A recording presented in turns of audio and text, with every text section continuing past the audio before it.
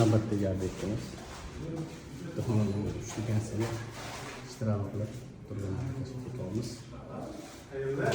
Birinchi xonamiz zal.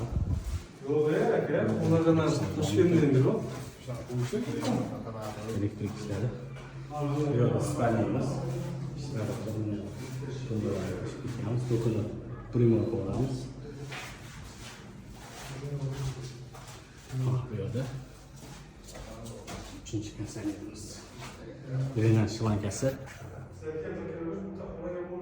Ashdan shu turk toshlanmasini tushiramiz. Turkka tepadan ketyapti.